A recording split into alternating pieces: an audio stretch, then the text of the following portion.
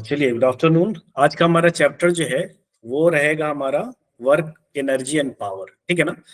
सबसे पहले हम लोग थोड़ा इंट्रोडक्टरी पार्ट डिस्कस करते हैं। और वर्क क्या बोलते हैं? वर्क उसको बोलते हैं जिसमें फोर्स एंड डिस्प्लेसमेंट। वर्क के दो कंडीशंस है, एक किसी बॉडी पर फोर्स लग रही हो और बॉडी जिस डायरेक्शन में फोर्स लग रही है उस डायरेक्शन में बॉडी डिस्प्लेस हो रही हो, है ना, तभी आप वर्क कह सकते हो।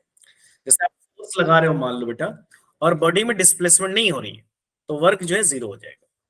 जैसे फॉर एग्जांपल आप किसी दीवार को पुश कर रहे हो, अब दीवार को पुश करो तो यू आर अप्लाइंग फोर्स, अब फोर्स अप्लाई कर रहे हो लेकिन डिस्प्लेसमेंट नहीं हो रहा है, तो आपका वर्क डन क्या हो जाएगा? जीरो, है ना। यानी आप फोर्स लगा रहे हो और बॉडी जो है in the direction of force, यानी जिस डायरेक्शन में आप फोर्स लगा रहे हो उस डायरेक्शन में क्या हो रही है? डिस्प्लेस हो रही है। उसको हम लोग क्या कहेंगे? वर्क कहेंगे। जैसे फॉर एग्जाम्पल मान लीजिए ये कोई ब्लॉक है बेटा,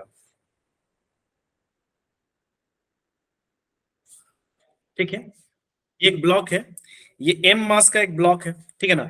अब इसके ऊपर एक फोर्स लग रहा है, ठीक है ना। और ये जो फोर्स लग रहा है ये हॉरिजॉन्टल से कुछ एंगल पे लग रहा है, हॉरिजॉन्टल से थीटा एंगल पे लग रहा है, मान लीजिए हॉरिजॉन्टल से थीटा एंगल पे लग रहा है। तो ये ब्लॉक जो है डिस्प्लेस होके कुछ दूर तक आई। फॉर एग्जाम्पल मान लीजिए, एक मिनट मैं इधर बता रहा हूँ, मान लीजिए ये एक ब्लॉक है, ठीक है ना, एम मास का ब्लॉक है, और ये कुछ दूरी तक डिस्प्लेस हो गई, डिस्प्लेस होके यहां से यहां तक है। ये इस पर फोर्स लग रहा है एफ, जो हॉरिजॉन्टल से कितने एंगल पर ये फोर्स लग रहा है? ये हॉरिजॉन्टल बेटा, तो हॉरिजॉन्टल से थीटा एंगल पर फोर्स लग रहा है। अब मेरे को आप बता सकते हो कि यहाँ जो है ना, इस ये जो ये बॉडी इधर डिस्प्लेस हो रही है, अब इस फोर्स का अगर कंपोनेंट निकालोगे, वेक्टर में आप कंपोनेंट पढ़े होगे, तो इस फोर्स का अगर आप कंपोनेंट निकाले होगे तो इस डायरेक्शन में कौन सा कंपोनेंट होगा? आपको पता होगा। जैसे फॉर एग्जांपल ये मान लो एक ए वेक्टर है, फॉर एग्जांपल ऐसे है ए वेक्टर, अगर ये थीटा है बेटा, तो जिस तरफ थीटा होता है ना उस तरफ हो जाता है कॉस कंपोनेंट, और उसके परपेंडिकुलर जो है वो क्या हो जाता है? Sign component. तो ये तो आपका फोर्स है, तो ये इस डायरेक्शन में देखो, जिस डायरेक्शन में डिस्प्लेसमेंट हो रही है ना, फोर्स तो आप किसी एंगल पे लगा रहे हो, तो जिस डायरेक्शन में डिस्प्लेसमेंट हो रही है उस डायरेक्शन में मैं निकाल रहा हूं उस डायरेक्शन में कितना फोर्स लग रहा है, तो उसको आप क्या बोलोगे? एफ कॉस थीटा लग रहा है इधर, और इधर क्या लगेगा बेटा? F sine sine theta, theta, है ना। लेकिन हमारा जो वर्क डन है यानी डिस्प्लेसमेंट के डायरेक्शन में कौन सा फोर्स लग रहा है? F cos theta. तो मैं क्या लूंगा? Force and displacement. कौन सा फोर्स लेना पड़ेगा? वो फोर्स जो डिस्प्लेसमेंट के डायरेक्शन में है। तो अगर मैं वर्क डन निकालूं तो work done is equal to क्या हो जाएगा बेटा? एफ कॉस थीटा इंटू कितना डिस्प्लेसमेंट हुआ? एस। मैं एफ साइन थीटा क्यों नहीं ले रहा हूं? क्योंकि जिस डायरेक्शन में मेरा एफ साइन थीटा लग रहा है उस डायरेक्शन में मेरा डिस्प्लेसमेंट नहीं हो रहा है। समझ रहे बात ना बेटा? ठीक है ना। तो यानी work done is equal to finally हम क्या लिख सकते हैं? F S cos theta. यहां पर थीटा क्या है? Angle between force and displacement. यहां जो थीटा है बेटा, that is angle between force and displacement. बात आ गई समझ में? अच्छा, आप वेक्टर में पढ़े होगे, थोड़ा सा रिमाइंड करो। जब भी आप वेक्टर को रिमाइंड करोगे तो आप वेक्टर को रिमाइंड करोगे ना कि A dot B is equal to क्या होता है? ए बी कॉस थीटा होता है बेटा, है ना। Yes A sir. Dot B, A B cos theta, जिसको डॉट प्रोडक्ट और क्रॉस प्रोडक्ट आप पढ़े होगे। तो यहाँ एफ एस कॉस थीटा है, तो मैं इसको ऐसे भी लिख सकता हूँ, डब्ल्यू इज इक्वल टू क्या लिख सकता हूँ? F dot S. यानी फोर्स और डिस्प्लेसमेंट का अगर आप डॉट प्रोडक्ट निकाल देते हो तो भी आप क्या निकाल सकते हो? तो भी आपका क्या आ जाएगा बेटा? वर्क डन आ जाएगा। अगर वेक्टर के फॉर्म में दिया हुआ है फोर्स और डिस्प्लेसमेंट तो आप डॉट प्रोडक्ट लगा दोगे। अगर आपको फोर्स और डिस्प्लेसमेंट और एंगल दिया हुआ है तो आप F S cos theta apply करोगे। लेकिन ये जो फॉर्मूला है दोनों, यानी ये दोनों फॉर्मूला जो है, work done is equal to F S cos theta या work done is equal to F dot S, ये आप तभी लगाओगे जब फोर्स जो है वो क्या है? कांस्टेंट है। दो चीजें होती है बेटा, एक होती है कांस्टेंट और एक होती है वेरिएबल। कांस्टेंट उसको बोलते हैं जिसकी वैल्यू थ्रू आउट चेंज नहीं होती।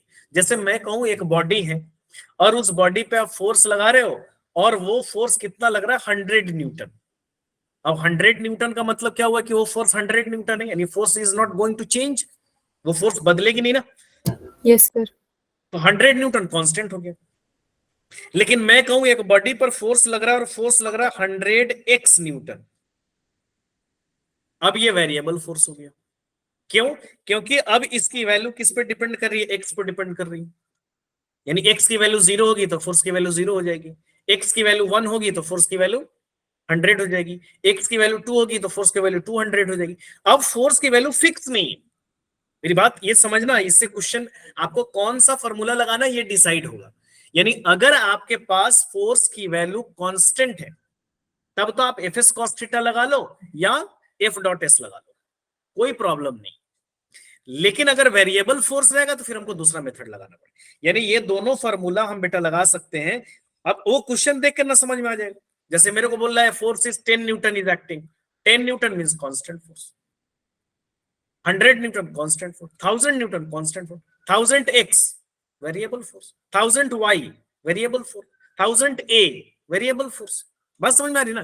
कोई भी वेरिएबल कंपोनेंट उसके साथ फंक्शन का आ गया तो इसका मतलब वेरिएबल हो गया। अब वेरिएबल होगा तो आप ये फॉर्मूला नहीं लगा सकते। यानी इस फॉर्मूले में आप कब लगाओगे? जब आपके पास फोर्स की वैल्यू क्या होगी बेटा? कांस्टेंट। डॉट प्रोडक्ट है, और जब भी डॉट प्रोडक्ट होता है तो डॉट प्रोडक्ट का एक और नाम क्या होता है? Scalar product. आप देख रहे हो ना, वर्क क्या है? फोर्स और डिस्प्लेसमेंट का डॉट प्रोडक्ट है, इसलिए वर्क डन क्या होता है बेटा? Scalar quantity. इसलिए देखो मैंने डब्ल्यू पर नहीं लगाया। अच्छा, वर्क डन की कोई ऐसा यूनिट बता सकता है? जूल। जूल। एनर्जी भी क्या होती है? जूल। या तो जूल होती है या इसी जूल को आप क्या लिख सकते हो? न्यूटन मीटर ना। फोर्स इंटू डिस्प्लेसमेंट, फोर्स का यूनिट क्या होता है? न्यूटन, और डिस्प्लेसमेंट का यूनिट क्या होता है? मीटर। अच्छा, सीजीएस यूनिट को बता सकते हैं वर्क का? अर्ग। अर्ग। हाँ, अर्ग। और अर्ग को आप क्या लिख सकते हो? डायन। फोर्स का यूनिट डायन होता है ना, डायन सेंटीमीटर। अच्छा, 1 जूल इज इक्वल टू कितना होता है बेटा? 10 पे पावर 7 अर्ग। क्लियर है? यहां तक कोई प्रॉब्लम नहीं है। एफएस कॉस्ट आपके पास दो आया, एक आया एफएस कॉस्ट थीटा जहां फोर्स और डिस्प्लेसमेंट रहेगा, और एफएस कॉस्ट थीटा, और जहां भी फोर्स आपको वेक्टर के टर्म्स में रहेगा आई जे के कैप, तो आपको डॉट प्रोडक्ट लगा देना। अभी क्वेश्चन जब करेंगे आपको समझ में आ जाएगा, है ना? अब यहां पर देख लीजिए, मैंने अभी आपको क्या बोला है बेटा? मैंने बोला है कि W इज इक्वल टू, यानी work done is equal to क्या है? F S cos theta. यही है बेटा, ठीक है ना? अब थीटा के पर आपका फोर्स की वैल्यू क्या होगी? बदलेगी ना, यही है। अब मैं कह रहा हूं कि if theta is equal to 0 degree, तो W इज इक्वल टू कितना हो जाएगा बेटा? अगर थीटा 0 डिग्री है, 0 डिग्री का मतलब ये होता है कि जिधर फोर्स है उधर ही डिस्प्लेसमेंट। तब थीटा 0 डिग्री है तब फोर्स सेम डायरेक्शन में, तो 0 डिग्री होगा तो W इज इक्वल टू आप क्या लगाओगे? F S cos 0 degree. Cos 0 degree की वैल्यू कितनी होती है? 1। तो W इज इक्वल टू क्या हो जाएगा? F S force into displacement cos 0। अच्छा, if theta is equal to 180 degree, तब W इज इक्वल टू क्या हो जाएगा? F S cos 180। कॉस 180 की वैल्यू कितनी होती है बेटा? -1। -1। तो यहाँ पर क्या हो जाएगा? माइनस एफ एस हो जाएगा। अच्छा, if theta is equal to 90 degree, अब 90 डिग्री पर W इज इक्वल टू क्या हो जाएगा? F S cos 90। कॉस 90 की वैल्यू कितनी होती है? कॉस 90 की वैल्यू कितनी होती है बेटा? 0। कॉस 90 की वैल्यू 0, तो आप क्या करोगे? F S into 0, work done क्या हो जाएगा? 0। यानी इस कंडीशन, अगर फोर्स और डिस्प्लेसमेंट परपेंडिकुलर हैं तो इस कंडीशन में वर्क डन 0 होगा। जैसे work done by centripetal force, एक मिनट में बता रहा हूं। जैसे for example work done by centripetal force, अब देखो सर्कल में मूव कर रहा ना, ये सर्कुलर फोर्स है, ये मान लो। अच्छा, सेंट्रीपिटल फोर्स की डायरेक्शन किधर होती है? सेंट्री, आपको पता है ना, कोई भी चीज जब सर्कुलर पाथ में मूव करती है तो एक फोर्स की हमको रिक्वायरमेंट होती है। वो फोर्स कौन होता है बेटा? Centripetal force. अब मेरे को बता सकते हो आप सेंट्रीपिटल फोर्स कौन सा होता है? किधर लगती है? हमेशा सेंटर की तरफ। सेंटर की तरफ। तो यहां पर अगर मैं सेंट्रीपिटल फोर्स की बात करूंगा बेटा, तो सेंट्रीपिटल फोर्स इधर लगेगा टुवर्ड द सेंटर, और डिस्प्लेसमेंट किधर होगा? देखो इधर होगा। अब यहाँ पर बताओ बेटा, एंगल कितना बन रहा है यहाँ पर? 90 डिग्री बन रहा है। 90 डिग्री। अगर कोई आपसे पूछेगा work done by centripetal force, कहीं पे भी लो, आप यहां पर भी ले लो, सेंट्रीपिटल फोर्स इधर लगेगा, डिस्प्लेसमेंट इधर लगेगा।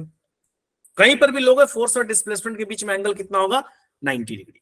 तो work done bye centripetal force 0 degree. जैसे आप कोई चीज को उठा रहे हो, किसी चीज को आप लिफ्ट कर रहे हो, है ना, तो लिफ्ट कर रहे हो ना, तो वर्क डन यहाँ पे पॉजिटिव होगा, निगेटिव होगा कि 0 होगा आपके थ्रू? आप किसी चीज को लिफ्ट कर रहे हो ना बेटा, तो आप बताओ कि आप किसी को लिफ्ट कर दो, फोर्स किधर लगा रहे हो आप? 90 डिग्री एंगल पर 90 डिग्री क्यों एंगल लग रहा है भाई? कि वो अपवर्ड जा रहा है ना सर, इसलिए। चलो ये मार्कर है ना, मैं इसको उठा रहा हूं, तो फोर्स किधर लग रहा है बेटा बताओ? फोर्स किधर लग रहा है? अपवर्ड में लग रहा है ना। किसी lift perpendicular. Force upward, displacement किधर हो रहा है? वो भी अपवर्ड ही हो रहा है ना। आप ये मत देखो कि आपके 90 डिग्री है, आपको ये देखना फोर्स और डिस्प्लेसमेंट में ना। तो फोर्स जिधर लग रहा है उधर ही आपका डिस्प्लेसमेंट हो रहा है, एंगल 0 डिग्री है, तो इस कंडीशन में वर्क डन आपका क्या हो जाएगा, पॉजिटिव होगा। भाई अब मैं पूछूं वर्क डन बाय ग्रेविटी, आप किसी चीज को उठा रहे हो और मैं आपसे पूछूं what is the work done by gravity, तो आपका आंसर क्या होगा? ग्रेविटी किधर लगा रही है फोर्स? नीचे। डिस्प्लेसमेंट किधर हो रहा है? ऊपर। 180 हो गया, तो वर्क डन यहाँ पे क्या हो जाएगा, निगेटिव हो जाएगा। बात समझ में आ रही है ना? Yes sir. Positive work done, 0 से 90 के बीच में अगर कोई भी एंगल रहेगा तो पॉजिटिव, 90 रहेगा तो 0, और 90 के ग्रेटर 180 तक रहेगा तो माइनस। बात समझ में आ रही कि नहीं आ रही? तो वर्क डन पॉजिटिव भी हो सकता है, निगेटिव भी हो सकता है, और 0 भी हो सकता है। यानी work done can be positive, negative और 0, तीनों हो सकता है। सिचुएशनल है। पॉजिटिव वर्क डन का एग्जांपल मैंने आपको बता दिया, नेगेटिव का भी एग्जांपल मैंने बता दिया, और 0। 90 डिग्री जहां बढ़े आंख बंद करके 0, या 90 या तो 90 डिग्री हो रहा हो या डिस्प्लेसमेंट ही नहीं हो रहा। मान लो आप किसी चीज को धक्का फोर्स लगा रहे हो लेकिन वो डिस्प्लेस ही नहीं हो रही, तो वर्क डन 0। क्लियर है यहां तक बेटा? Yes sir. सर तो खुली का कैसे एग्जांपल होगा, उसमें भी तो वर्क डन 0 लग रहा है ना, जिसमें खुली ने अपना जो लोड है अपने सिर पे रखा खड़ा हुआ है बेटा, कुली अगर लेकर खड़ा हुआ है किसी लगेज को, देन वर्क डन इज 0, क्योंकि देयर इज नो डिस्प्लेसमेंट। लेकिन कुली अगर उठा रहा है लगेज को, तब वर्क डन होगा, okay sir. Because there is force is acting and displacement is going. मैं इस चीज को देखो, मैं इस चीज को लिफ्ट कर रहा हूं, ये माउस है ना, मैं इसको उठा रहा हूं, then I am doing work because force is acting and body is getting displace. लेकिन मैं इसको लेके ऐसे खड़ा हूं, then I am not doing work, the work done by me is 0, but if I am lifting then work is done. Okay, अब समझ में आ गया साक्षी बेटा? Okay sir, thank you sir. तो मैं 2 फॉर्मूला बताया बेटा, एक मैंने बताया आपको सिंपल सा फंडा है, एकदम दिमाग में रखना। एक मैंने बताया आपको W is equal to F S cos theta, या मैं बोल रहा हूं F dot S, dot product. अब डॉट प्रोडक्ट कैसे निकालते हो, वेक्टर में पढ़े होगे, मैं बता भी रहा हूं। ये दोनों तरीका आप लगा सकते हो वर्क डन के लिए, बट इस कंडीशन में क्या है कि आपकी फोर्स क्या होनी चाहिए, कांस्टेंट रहनी चाहिए।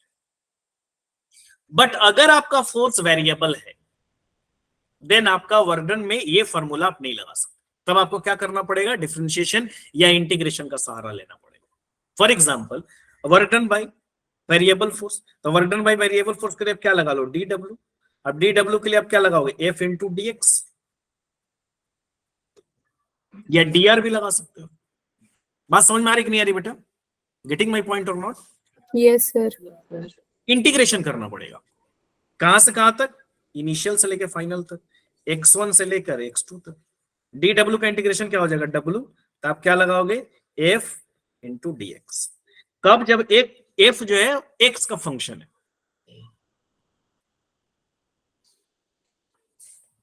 लेकिन f अगर y का फंक्शन होगा तो dy लगा देना, f अगर z का फंक्शन होगा तो dz लगा देना। ऐसे भी हो सकता है ना।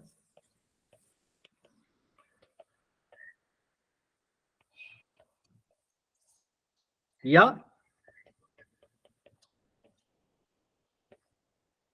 समझ रहे हो कि नहीं समझ रहे हो? जैसे मैं बोलूं कि एक फोर्स है 10x, तो आप क्या लगाओगे, वेरिएबल फोर्स हो गया, तो आपको इतना पता चल गया कि sir F S cos theta या डॉट प्रोडक्ट तो हम नहीं लगा सकते।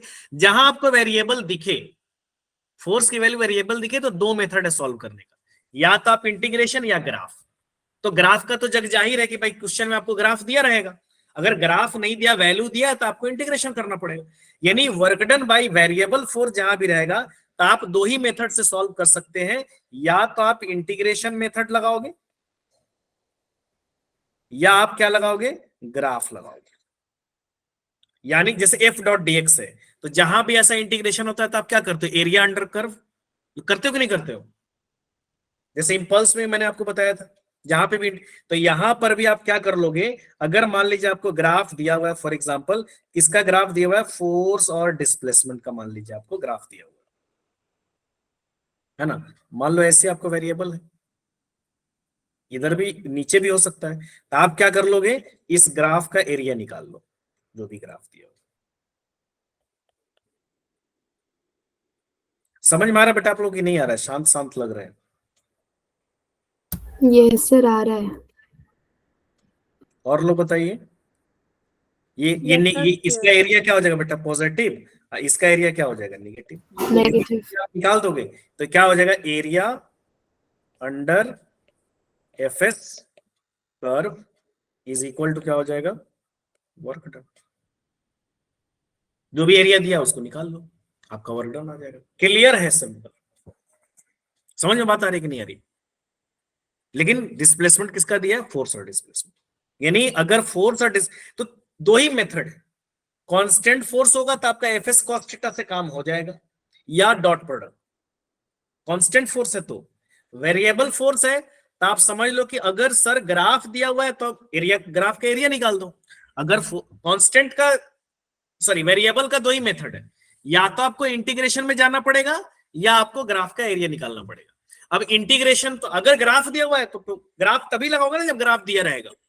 तो ग्राफ दिया हुआ है तो ग्राफ का एरिया निकाल लो, ऊपर वाले एरिया को प्लस रखना है, नीचे वाले एरिया को माइनस रखना है। अगर नीचे है ग्राफ तो, अगर ऊपर ही ऊपर है तो कोई बात नहीं, प्लस रखना है, उस एरिया को जोड़ दो, आपका वर्क डन आ जाएगा। बट अगर आपका ग्राफ नहीं है तो आपको इंटीग्रेशन के मेथड से आपको क्या करना पड़ेगा, वर्क करना पड़ेगा। क्लियर है बेटा, समझ में आ गया। यस। अच्छा, यहाँ पर जो मैं बताया हूँ कांस्टेंट फोर्स के लिए मैं बताया हूँ, तो कांस्टेंट फोर्स के लिए मैं जो बोला हूं कि W इज इक्वल टू क्या होता है, F डॉट S, यानी फोर्स डॉट डिस्प्लेसमेंट। तो कहीं कहीं पर क्वेश्चन में क्या होता है, फोर्स दिया रहेगा और डिस्प्लेसमेंट दिया रहेगा। डॉट प्रोडक्ट कब लगाओगे, जब वेक्टर के फॉर्म में दिया रहेगा। वेक्टर के फॉर्म का मतलब जैसे आपको दिया हुआ है F is equal to 2i plus 3j minus 6 के मान लो, और S is equal to displacement भी आपको दिया हुआ है कि 4i प्लस 2j माइनस 8 के, और आपसे कहेगा वर्क डन निकालिए, तो आप सिंपली क्या करोगे, W is equal to F dot S निकाल दोगे। तो डॉट प्रोडक्ट कैसे करते हो, आई को आई के साथ, जे को जे के साथ, के को के के साथ। तो आप ये इसका मतलब वेक्टर के टर्म्स में दिया रहेगा तो डॉट प्रोडक्ट आप लगाओगे। तो यहां मैं क्या करूंगा बेटा, डॉट प्रोडक्ट लगा दूंगा। तो 2 इंटू 4, आई को आई के साथ करोगे क्या हो जाएगा 8, फिर जे को जे के साथ करोगे 3 इंटू 2 वो क्या हो जाएगा 6, फिर यहां पर कितना दिया हुआ बेटा, -6 दिया हुआ है, -6 के दिया हुआ है।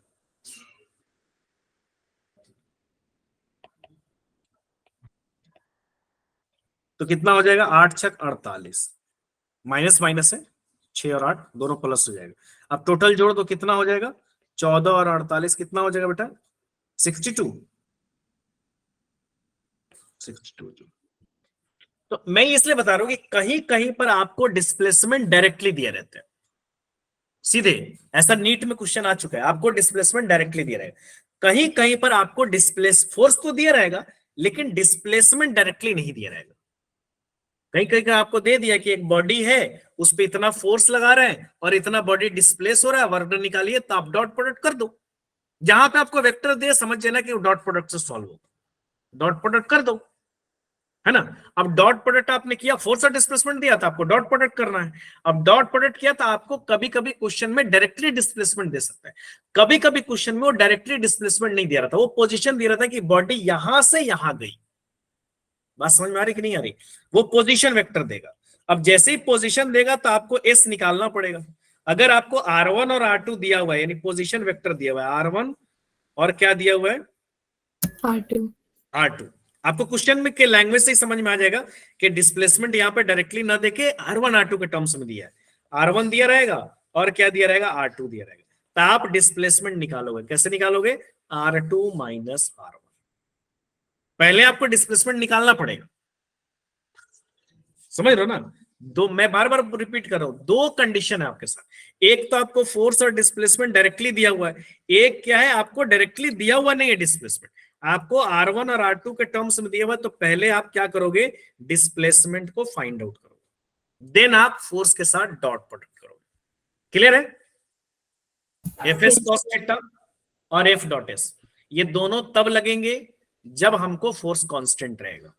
एफ एस कॉस थीटा दिख जाएगा, फोर्स डिस्प्लेसमेंट एंगल दिया है तो एफ एस कॉस थीटा लगाओ, या एंगल नहीं भी दिया तो एंगल आपको पता लग जाएगा, बट फोर्स और डिस्प्लेसमेंट दिया है तो आप एफ एस कॉस थीटा लगाओगे।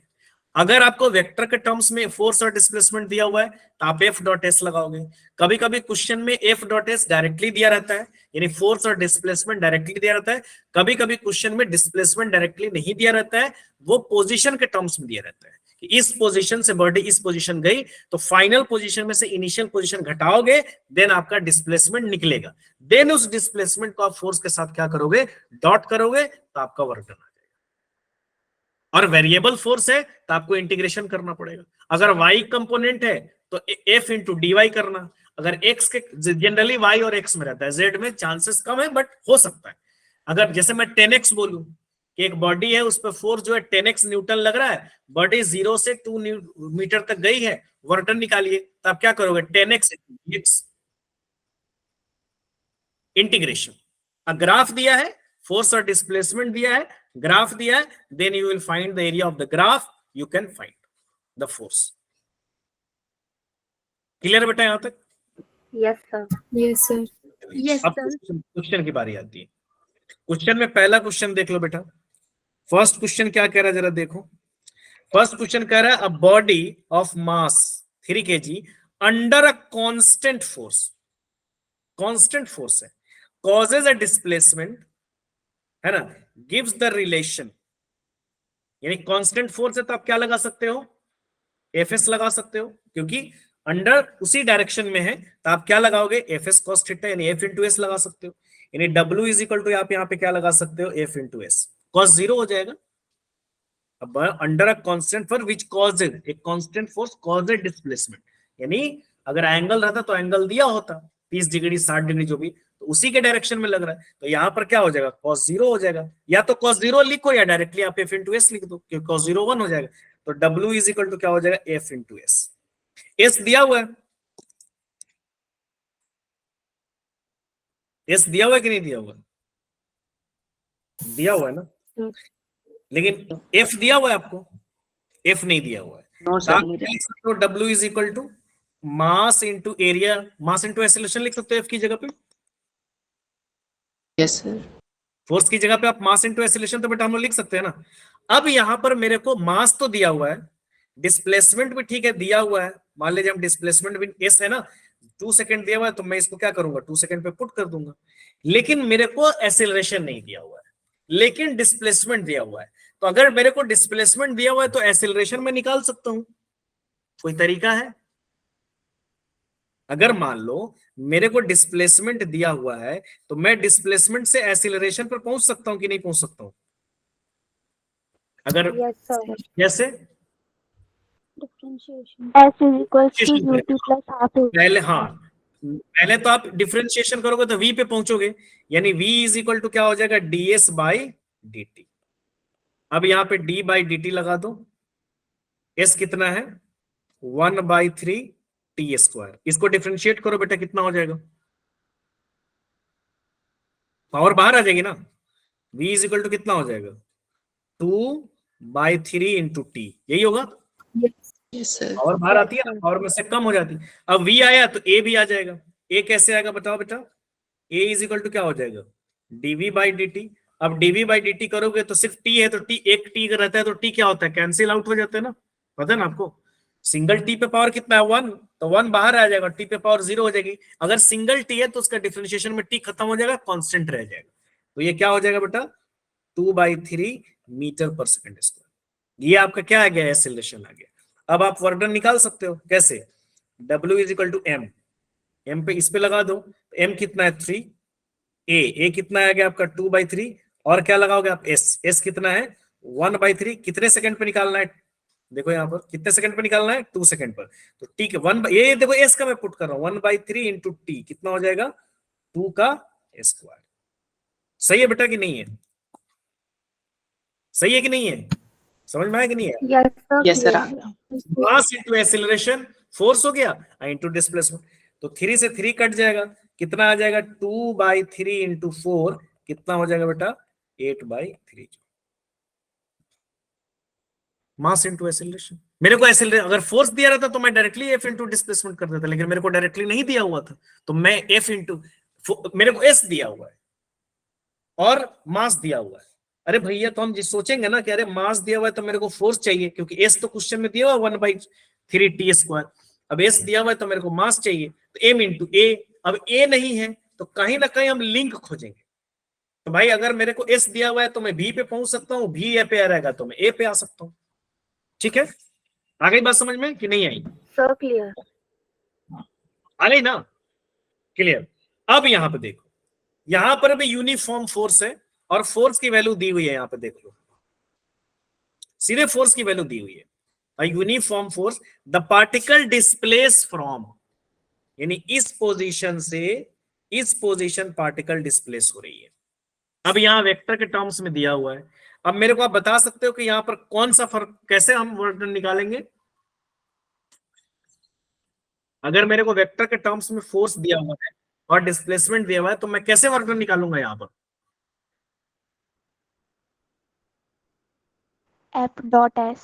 F.S लगाऊंगा, क्योंकि इतना तो मेरे को पता लग गया। तो W इज इक्वल टू, मैं यहां पर क्या लगाऊंगा बेटा? F.S। तो F तो दिया हुआ है, F कितना दिया हुआ है? 3I प्लस J न्यूटन, यहां देखो। लेकिन S यहां पर डायरेक्टली नहीं दिया हुआ है। देखो यहां पर पोजीशन दिया हुआ है, a uniform force of 3I plus J newton acts on a particle of mass 2 kg, the particle is displaced from this position to this position. तो मैं क्या कहूं, पोजीशन वेक्टर दिया रहेगा तो आपको एक पोजीशन से दूसरे पोजीशन पे जाएगा। तो यहां पर R1 पोजीशन दिया हुआ है, R1 कितना दिया हुआ है? 2I plus K। और R2 कितना दिया हुआ है? 4I plus 3J minus K। तो मैं क्या कहूं कि डिस्प्लेसमेंट पहले आपको निकालना पड़ेगा। हाँ, क्वेश्चन में डायरेक्टली डिस्प्लेसमेंट दिया रहता है कि a force is acting on a body and the body get displace, तब कोई इश्यूज नहीं था, तब कोई प्रॉब्लम नहीं था।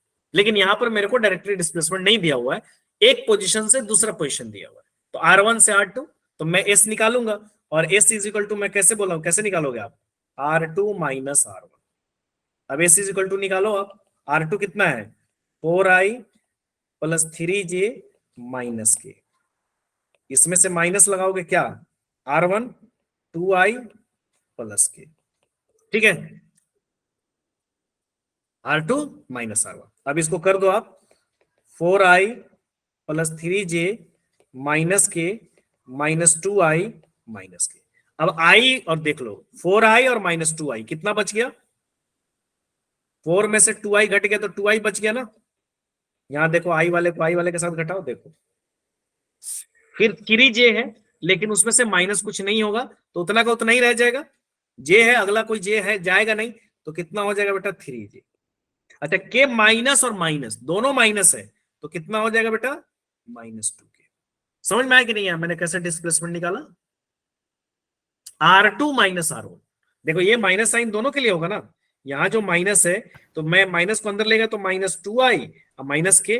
अब 4 में से 2I घटा लो तो 2I बच जाएगा। फिर 3J है, लेकिन दूसरा कोई कंपोनेंट नहीं तो 3J रह गया। फिर माइनस के और माइनस के है, जैसे माइनस के और प्लस के होता तो कैंसिल आउट हो जाता। दोनों माइनस माइनस ही है तो दोनों क्या हो जाएगा? जैसे -1 और -1, -2 लिखते हो ना, तो -2 के हो गए। अब देखो फोर्स और डिस्प्लेसमेंट दोनों आ गया मेरे पास में, आया कि नहीं है? दोनों आ गया। अब आप डॉट प्रोडक्ट कर सकते हो। अब W इज इक्वल टू क्या हो जाएगा? F.S।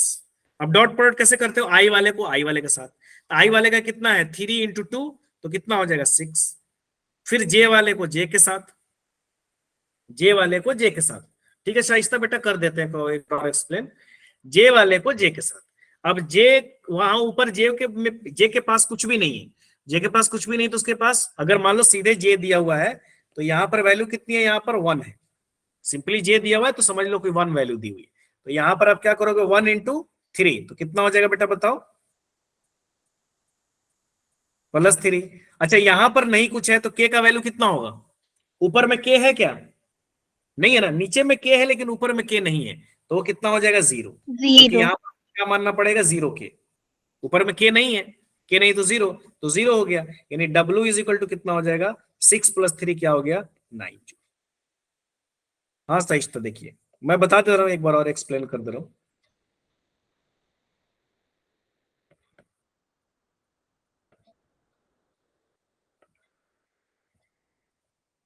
मैं ये बोल रहा हूं बेटा कि आपको अगर फोर्स और डिस्प्लेसमेंट या पोजीशन दिया हुआ है और वेक्टर में दिया हुआ है, तो पक्का बात है आपका दिमाग वहीं पे हिलना चाहिए कि सर ये तो डॉट प्रोडक्ट से सॉल्व होगा, क्योंकि डॉट प्रोडक्ट है फोर्स एंड डिस्प्लेसमेंट।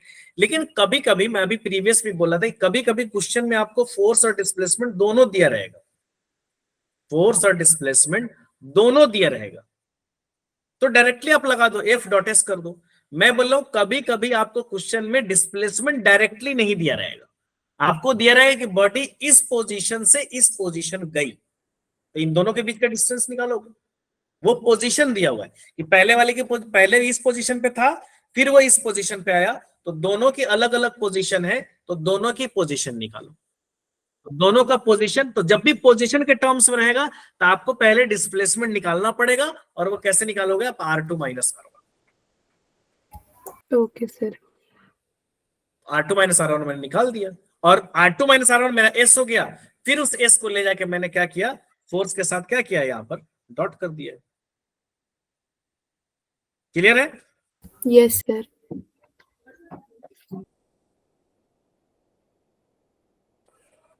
चलिए अब यहां पे देखिए, यहां पे देखो ग्राफ दिया हुआ है, जहां पे ग्राफ है वहां पे भेजा सिंपली सटक जाना चाहिए मेरा। जहां पे ग्राफ दिया, अच्छा ग्राफ दिया तो मैं क्या बोला था, कैसे वर्क निकालोगे, area under the curve. Area under FS curve.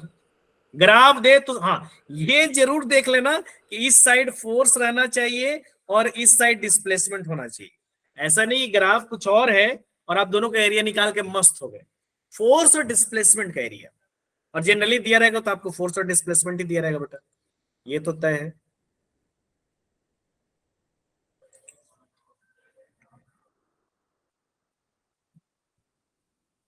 जब भी दिया रहेगा फोर्स और डिस्प्लेसमेंट ही दिया रहेगा, तो यहां पर मेरे को फोर्स और डिस्प्लेसमेंट दिया हुआ है।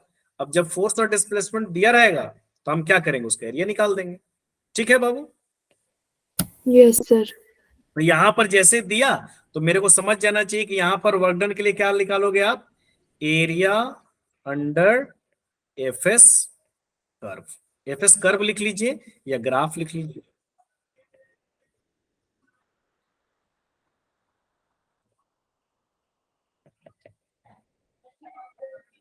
तो पहले इसका निकाल लो, इसको मान लो एरिया नंबर 1 और इसको मान लो एरिया नंबर 2। ठीक है ना, कुछ भी मान सकते हैं, ऑब्जेक्टिव में तो हम वहीं पे सॉल्व करेंगे। तो ये क्या दिख रहा है आपको, एक रेक्टेंगल दिख रहा है ना ये वाला, तो पहले आप Yes, sir. एरिया 1 निकालिए। एरिया 1 कितना हो जाएगा, लेंथ इंटू ब्रेथ। तो लेंथ कितना है बेटा यहां पर बताओ, 4 है। 4 है। 3 से नहीं 4, हाँ 3 से 7 है ना, ये वाला इतना दूर आपको लेंथ निकालना पड़ेगा। तो क्या हो जाएगा 4, तो 4 इंटू, और वो कितना है 2, तो कितना हो गया 8। फिर एरिया ऑफ ग्राफ 2 निकालो, तो वो रेक्टेंगल है, तो क्या हो जाएगा हाफ इंटू, क्या हो जाएगा बेटा half into base into height, तो कितना हो जाएगा 1/2। बेस कितना है 7 से 12, 7 से 12 का मतलब कितना हो गया 5 हो गया। 5. हाइट कितना है बेटा 2, तो 2 और 2 कट गया, इसका कितना है 5। टोटल दोनों एरिया ऊपर ही है, तो work done is equal to क्या हो जाएगा 8 13. + 5 13। कोई भी ग्राफ अगर नीचे जाता तो फिर उसका एरिया हम माइनस कर देते, एरिया निकाल के अगर वो ग्राफ नीचे जाता तो सिंपल सा फंडा है बेटा, अगर आपको जहां भी कांस्टेंट फोर्स दिखे तो आप समझ लेना कि सर अगर कांस्टेंट फोर्स है तो मैं एफ एस कॉस थीटा यानी फोर्स इनटू डिस्प्लेसमेंट से मैं सॉल्व करूंगा, या डॉट प्रोडक्ट होगा। अगर वेक्टर के फॉर्म में दिया है तो सीधे दिमाग आपका जाना चाहिए कि भैया मेरे को डॉट प्रोडक्ट करना है। डॉट प्रोडक्ट में बोल रहा हूं, या तो क्वेश्चन में चांसेस इसके कम है बट दिए जाते हैं, या तो क्वेश्चन में आपको फोर्स और डिस्प्लेसमेंट डायरेक्टली दिया हुआ है तब आप दोनों को डॉट कर दो, या अगर पोजीशन के टर्म्स में दिया हुआ है तो पहले आप R2 - R1 निकालो और उसके बाद आप उसको क्या करो, एस निकल जाएगा, उसको डॉट करो। और अगर वेरिएबल फोर्स है तो या तो वो इंटीग्रेशन से सॉल्व होगा या वो ग्राफ से सॉल्व होगा। अगर आपको फोर्स और डिस्प्लेसमेंट का ग्राफ दिखे, भैया उसका एरिया निकाल दो, कहानी खत्म। ठीक है, चलो Okay, sir. यहां पर जैसे दिया हुआ, देखो यहां पर फोर्स दिया हुआ, यहां पे देख लो, मैं थोड़ा बड़ा कर दे रहा हूं। यहां पर एक पोजीशन, अब देखो, अच्छा एक बात बताओ, यहां पर फोर्स जो है ये वेरिएबल है कि कांस्टेंट है? वेरिएबल। वेरिएबल, एक्स दिया हुआ है, वेरिएबल हो गया। अब यहाँ पर आप एफ एस कॉस थीटा तो लगा नहीं सकते हो, तो फोर्स मेरे को यहाँ पर दिया हुआ है, यहाँ पर फोर्स दिया हुआ है, बॉडी का मास भी दिया हुआ, मास से कोई मतलब नहीं है, और डिस्प्लेसमेंट भी मेरे को दे रहा है कि x 0 से x 5 लग रहा है। अब x के टर्म्स में है तो मैं dx के टर्म्स में इंटीग्रेट करूंगा, यही फोर्स में y कंपोनेंट रहता तो मैं dy के टर्म्स में इंटीग्रेट करता। तो मैं सिंपली कैसे सॉल्व कर दूंगा, सिंपली सॉल्व कर दूंगा कैसे, w इज इक्वल टू मैं क्या कर दूंगा, f into D x, force into D x, integration से ही सॉल्व करना पड़ेगा भाई। ग्राफ रफ है, कहां से कहां तक देखो, लिमिट कहां से कहां तक दी है, 0 से लेकर 5 तक। अब सिंपली सॉल्व कर लो, बहुत आसान है। W इज इक्वल टू क्या करोगे, इंटीग्रेट करोगे कितना, 7 minus 2x plus 3x square into क्या करोगे आप, dx, कहां से कहां तक, 0 से लेकर।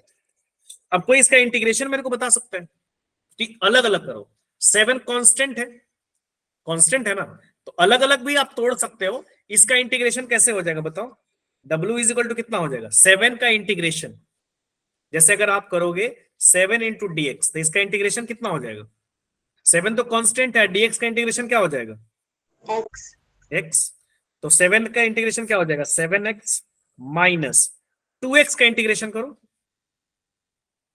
तो x की पावर कितनी है, 1। आपको पता है ना, पावर इंटीग्रेशन में क्या होता है, एक पावर इंक्रीज होती है और वो पावर से फिर क्या होती है बेटा, डिवाइड होती है। तो यहां पर क्या हो जाएगा, 2x square divided by 2 plus 3x square already है, एक पावर और बढ़ेगी तो कितना हो जाएगा, 3x क्यूब बाई 3, कट करो, 2 से 2 कट हो जाएगा, 3 से 3 कट हो जाएगा, और लिमिट पुट कर दो आप कहां से कहां तक, 0 से लेकर 3 तक। समझ में आया कि नहीं है, इंटीग्रेशन में सिंपल फंडा है, एक पावर इंक्रीज होती है और पावर से डिवाइड होती है। कितना आ गया आपका बताओ, 7 तो क्या करोगे 3, 0 छोड़ दो, 0 को रखने से कोई मतलब नहीं, माइनस क्या करोगे, x, 0 से 5 है, कहां 27 है बेटा, 5 is to 5। अच्छा 0 से 5, अच्छा हाँ सॉरी सॉरी, सही बात है बेटा, 0 से 5,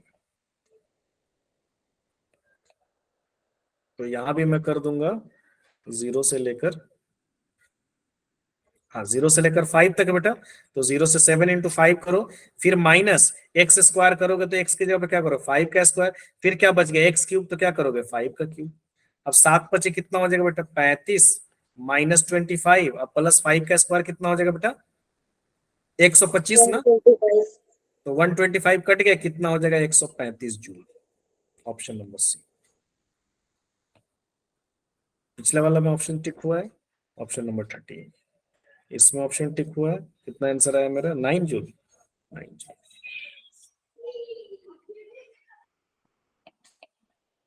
हो गया, बात समझ में आ गई ना। इंटीग्रेशन अगर रहे तो कोई टेंशन वाली बात नहीं बेटा, इंटीग्रेशन अगर रहे सिंपली आप उसको इंटीग्रेट कर दो जहां भी, अच्छा यही y के टर्म्स में रहता तो y के टर्म्स में इंटीग्रेट कर देते। जैसे फॉर एग्जांपल ये क्वेश्चन देख लो, ये 2019 का क्वेश्चन है, सब नीट, ये पिछला वाला जो है 19 है, ये तो पुराना है लेकिन ये लेटेस्ट है। अब y के टर्म्स में रहेगा तो क्या करोगे, y के टर्म्स में तो आप सिंपली, मैं हिंट देता हूं आपको, अभी पीडीएफ शेयर करूंगा तो आप बनाओगे, तो आप क्या करोगे, w इज इक्वल टू क्या करोगे, f इंटू डी वाई, कहां से कहां तक लिमिट दिया हुआ है, 0 से लेकर 1 तक, देखो यहाँ पर,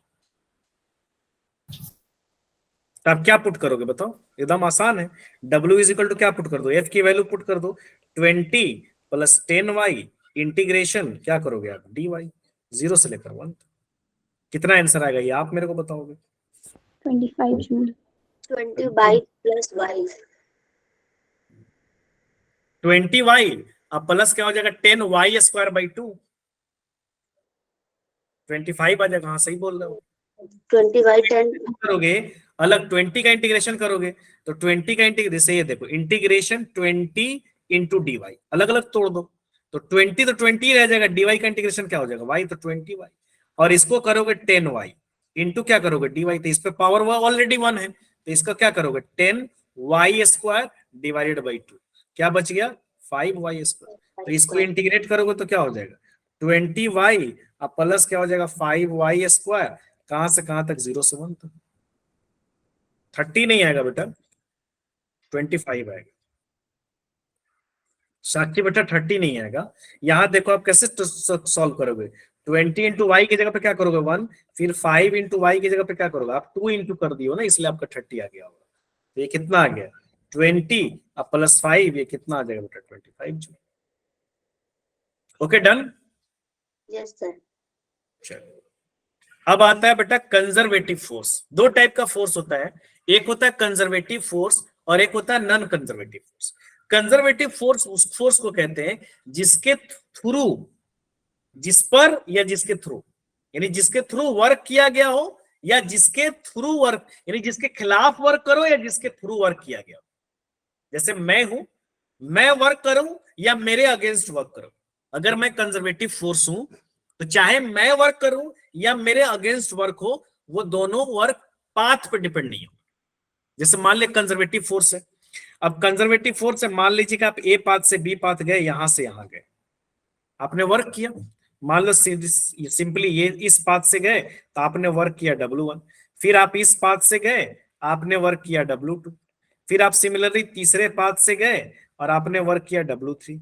आपके पास 3 पाथ था बेटा, ठीक है ना। तो अगर इफ आपने ए से बी गए और आपने वर्क किया, और if your force is conservative, then work done does not depends upon path. यानी तीनों ही कंडीशन पे आप कह सकते हो कि W1 is equal to W2 is equal to W3 बराबर होगा इफ फोर्सेस आर कंजर्वेटिव। हाँ, अगर नॉन कंजर्वेटिव होगा तो फिर तीनों पाथ में वर्क डन अलग अलग होगा। यानी अगर कंजर्वेटिव फोर्स होगा तो हमारा जो वर्क डन है वो पाथ पर डिपेंड नहीं करेगा, वो इनिशियल एंड फाइनल पॉइंट पर डिपेंड करेगा। क्योंकि दोनों ही तीनों पाथ के लिए इनिशियल और फाइनल पॉइंट क्या है, सेम है। बात समझ में आ रही कि नहीं आ रही है? क्लियर है ना कि अगर आपका जैसे ग्रेविटेशनल फोर्स है, मान लो, अब ग्रेविटेशनल, यहां नीचे देखता हूं मैं थोड़ा समझाने के लिए, यहां पर बता देता हूं, चलो काइनेटिक नहीं, यहां पर जैसे ग्रेविटेशनल फोर्स है, अब आपने एक मास को उठाया यहां से और यहां से आप सीधा लेके चले गए, यहां पर आप कितना हाइट लेके गए, h हाइट, तो आपका वर्क डन यहां पे क्या होगा mgh। सिमिलरली आप इस मास को उठाए, ऐसे किया ऐसे किया ऐसे किया ऐसे किया ऐसे किया, फाइनली आप वहीं पे लेके चले गए, हाइट अभी भी आपकी h ही है, भले पाथ आपका अलग अलग है। पहले वाले में आप स्ट्रेट लेके गए, इस वाले में आप अलग लेके गए हो, तभी भी आपका W इज इक्वल टू क्या हो जाएगा, mgh ही हो जाएगा। Mass force into displacement, displacement तो हाइट ही होगा। आप ऐसे लेके चले जाओ भाई, फाइनली मैं वहीं पे पहुंचा, तो भी आपकी हाइट कितनी हो जाएगी, तो यहां पर वर्क डन कितना हो जाएगा mgh। तो पाथ पे डिपेंड कर रहा है क्या यहाँ पे? No sir. पाथ पे डिपेंड नहीं कर रहा है, means that force is conservative. तो अगर आपका कंजर्वेटिव फोर्स होगा तो आपका वर्क डन जो है वो पाथ पर डिपेंड नहीं करेगा, आपका वर्क डन जो है वो इनिशियल एंड फाइनल पॉइंट पर डिपेंड करेगा। सिंपल, पहला बात। तो पहला बात ये हो गया, मेरा वर्क डन जो है पाथ पे डिपेंड नहीं कर रहा है, इनिशियल फाइनल पे कर रहा है। दूसरा मेरा, अच्छा एग्जांपल भी दिया कि अगर कंजर्वेटिव फोर्स होगा तो राउंड ट्रिप समझ रहे हो ना, अगर कंजर्वेटिव फोर्स है, फॉर एग्जांपल ग्रेविटेशनल फोर्स अभी मैं दिखा रहा हूं आपको कंजर्वेटिव फोर्स है, तो मान लो आप लेके गए बॉडी को और फिर बॉडी को लेके आ गए, तो राउंड ट्रिप हुआ ना, ऐसे मैंने उठाया और फिर वहीं पे आ गया, तो राउंड ट्रिप के लिए वर्क डन 0 होगा अगर कंजर्वेटिव फोर्स है तो। बेटा बात समझ लो नहीं, दो चीजें हैं, अगर कंजर्वेटिव फोर्स है तो work done does not depends upon path, और अगर कंजर्वेटिव फोर्स नहीं है तो वर्क डन पाथ पर डिपेंड नहीं करेगा, वो अगले स्लाइड में हम लोग देखेंगे। जैसे एग्जांपल यहां पर दिया हुआ है ग्रेविटेशनल फोर्स वगैरह, तो यहां पर क्या है, ये वर्क डन है।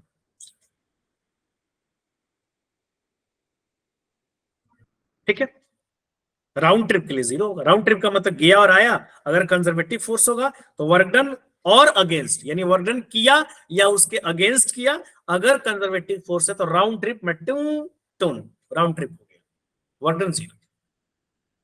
एग्जांपल दिया gravitational force, spring force, electrostatic force, that are the conservative examples of conservative force. अभी मैंने बताया ग्रेविटेशन का, देखो mgh work done by gravitational force या work done against the gravitational force, वो पाथ पर डिपेंड नहीं कर रहा था।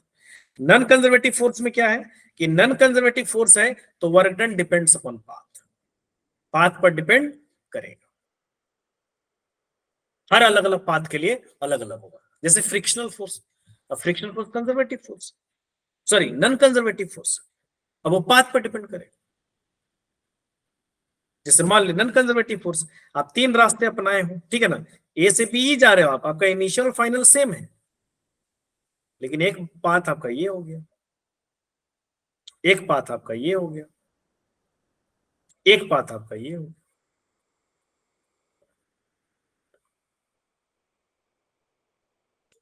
तो इस कंडीशन में वर्क डन 1 के अगेंस्ट वर्क डन 2 नहीं होगा, वर्क डन 3 नहीं होगा, तीनों क्या होंगे आपस में अनइक्वल हो, सेम ही है, पाथ सेम ही है। तो work done bye non conservative force is path dependent, but work done by conservative force is path independent. यहां पर राउंड ट्रिप में 0 नहीं होगा, जैसे फ्रिक्शनल फोर्स है। अब फ्रिक्शनल फोर्स हमेशा अपनी डायरेक्शन बदल देती है। अगर मान लो एक रोड है, अगर आप इसको ऐसे लेके जा रहे हो, एम मास है, आप इधर फोर्स लगा रहे हो, तो work done bye frictional force इधर लगेगा, आप लेके गए मान लो यहां तक, तो work done is equal to क्या हो जाएगा, कुछ ना कुछ तो होगा, फ्रिक्शनल फोर्स इंटू क्या हो जाएगा, यहां पर work done is equal to क्या हो जाएगा, work done is equal to हो जाएगा माइनस, माइनस लगेगा, माइनस क्यों लगा रहा हूं मैं, क्यों अपोजिट फोर्स है। अपोजिट है। देखो बॉडी डिस्प्लेस उधर हो रही है, ये तो आपका फोर्स है, यानी बॉडी का डिस्प्लेसमेंट तो इस डायरेक्शन में। फिर उधर से लेके आओगे, अगर मान लो आप राउंड ट्रिप के लिए देख लो, फिर इधर से भी आप लेके आओगे, अब फ्रिक्शनल किधर लगने लगेगा, इधर लगने लगेगा, अभी भी अपोजिट ही लगेगा, अभी भी माइनस ही लगेगा, ट्वाइस हो जाएगा। तो अगर नॉन कंजर्वेटिव फोर्स है, तब राउंड ट्रिप के लिए उसका वर्क डन 0 नहीं होगा, कुछ होगा, और ऐसा जरूर नहीं कि ट्वाइस ही होगा, यहां पर ट्वाइस हो रहा है, दैट डिपेंड्स अपॉन सिचुएशन, लेकिन 0 नहीं होगा। लेकिन कंजर्वेटिव फोर्स अगर है राउंड ट्रिप है तो 0 होगा। जैसे फ्रिक्शन हो गया, एयर रेजिस्टेंस या एयर ड्रैग भी बोलते हैं उसको, ये सारे क्या है, non conservative force. Okay done, Yes, sir. Conservative और नॉन कंजर्वेटिव समझ में आ गया। चलिए अब आता है बेटा kinetic energy. But you know what is the kinetic energy, kinetic energy किस वजह से होती है, किसी बॉडी में काइनेटिक एनर्जी किस वजह से होती है, सर मोशन की वजह से। हाँ, मोशन की वजह से। अगर किसी बॉडी में मोशन हो रहा है, चाहे वो किसी भी टाइप का मोशन, चाहे वो सर्कुलर हो, चाहे वो स्ट्रेट हो, चाहे वो जिगजैग हो, चाहे वो रैंडम हो, चाहे वो मतलब एनी टाइप का मोशन, अगर किसी बॉडी में मोशन है तो इसका मतलब है कि उसके पास काइनेटिक एनर्जी तो है। यानी काइनेटिक एनर्जी के बारे में आप क्या लिख सकते हो, energy due to motion.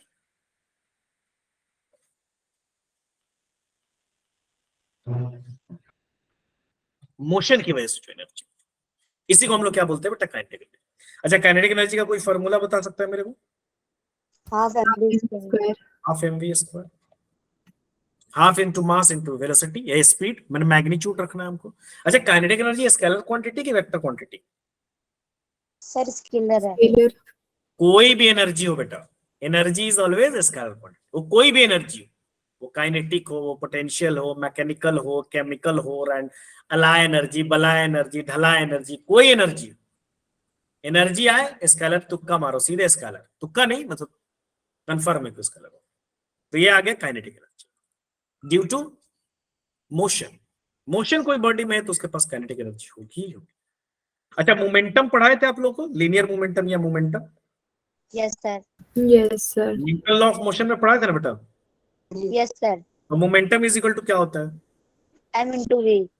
M into v, good. तो P इज इक्वल टू हम लोग क्या पढ़े बेटा, मास इंटू वेलोसिटी, यानी आप P इज इक्वल टू क्या बोल सकते हो, mv, मास इंटू वेलोसिटी। ठीक है, अब एक बात मेरे को बतानी है, अब बात ये बतानी है कि relation between momentum and kinetic energy.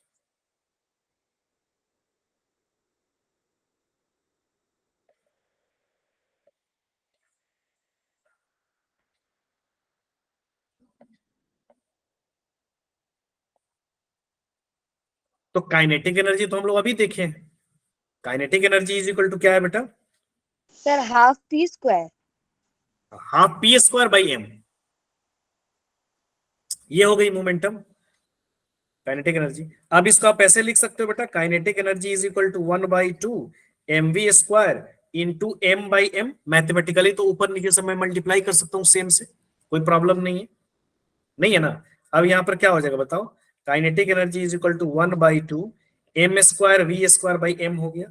अब एम स्क्वायर वी स्क्वायर को आप क्या लिख सकते हो, पी स्क्वायर बाई 2m, यानी kinetic energy is equal to क्या हो जाएगा, मोमेंटम का स्क्वायर बाई 2m। सर या बट मास भी डिवाइड किया। यहां मैंने दोनों से डिवाइड किया ना, यहां देखो 1 ही हुआ यस ना, सर किया। एक मास तो इसके साथ मल्टीप्लाई हो गया तो एम स्क्वायर हो गया, ऊपर देखो यहाँ पर एक नीचे वाला मास तो रह गया, ठीक सर है। मैं बोल मल्टीप्लाई क्यों किया मास से। क्योंकि वी स्क्वायर है तो एम स्क्वायर बना लू मैं उसको, सो डेट कि मैं पी स्क्वायर लिख सकूं, ओके सर। ठीक है ना। हाँ, वी स्क्वायर अगर एम वी रहता तो कोई दिक्कत नहीं था, मैं सीधे पी लिख देता। अब एक वी स्क्वायर है, मैं सिर्फ मास मूवमेंट, तो इसीलिए मैंने एम से मल्टीप्लाई किया सो डेट कि एम स्क्वायर हो जाए। ओके, ओके समझ आ गया। बोलिए। अभी अच्छा यहाँ पर ये भी लिख सकते हो ना, पी स्क्वायर, अगर मैं यहाँ पर बात करूं तो पी स्क्वायर ये जाके क्रॉस मल्टीप्लीकेशन हो जाएगा, क्या हो जाएगा 2m k। Yes sir. तो p इज इक्वल टू क्या लिख सकते हो, रूट रूट में 2m k। अगर मेरे को मोमेंटम दिया है तो मैं काइनेटिक एनर्जी निकाल सकता हूं, और अगर मेरे को काइनेटिक एनर्जी दिया हुआ तो मैं मोमेंटम निकाल सकता हूं, है कि नहीं, सही बात है ना। चलिए, Yes, sir. अब यहां पर दिया बेटा work energy theorem, 11th class में बड़ा प्रूफ पढ़े होगे इसका, वर्क एनर्जी थ्योरम का 11th क्लास में बहुत प्रूफ पढ़े होंगे। वर्क एनर्जी थ्योरम क्या कहता है कि किसी भी बॉडी पर वर्क डन जो हो रहा है, work done by all the forces, work done by all the forces, उस बॉडी पर जितनी फोर्स लग रही है, हो सकता है कंजर्वेटिव भी लग रही हो सकता है नॉन कंजर्वेटिव भी लग रही हो सकता है एक ही फोर्स लग रही हो सकता है 2 फोर्स लग रही हो सकता है 3 फोर्स लग रही हो। तो वर्क एनर्जी थ्योरम ये कहता है कि work done by all forces is equal to change in kinetic energy, यानी किसी बॉडी के पर जितने भी, जैसे मैं एक बॉडी हूं मान लो, मेरे ऊपर जितने भी फोर्स, हो सकता है एक ही फोर्स लग रहा हो या 2 फोर्स लग रहा हो, तो जितने भी फोर्स मेरे ऊपर लग रहे हैं उनके through work done is equal to change in kinetic energy, यानी मेरे अंदर मेरे पर कितना वर्क डन हुआ ये डिसाइड करेगा कि मेरे अंदर काइनेटिक एनर्जी का चेंज कितना। अब काइनेटिक एनर्जी का चेंज मेरे को निकालना है तो किसी भी चीज का चेंज, यानी सिंपल वर्क एनर्जी थ्योरम क्या कहता है कि work done by all forces, जितने भी फोर्सेस है सबके through, is equal to change in kinetic energy. Simple सा बात है, कोई इसमें इफ बट नहीं। अब चेंज किसी चीज का कैसे निकालते हो, किसी चीज का चेंज कैसे निकालते हैं आप, sir final minus final minus initial भाई, ये तो सिंपल सा फंडा है ना, फाइनल माइनस इनिशियल। तो मैं क्या करूंगा, work done by all forces is equal to क्या करूंगा, final kinetic energy minus initial kinetic.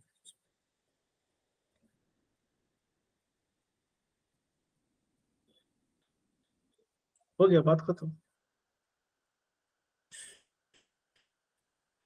Work done by all the forces,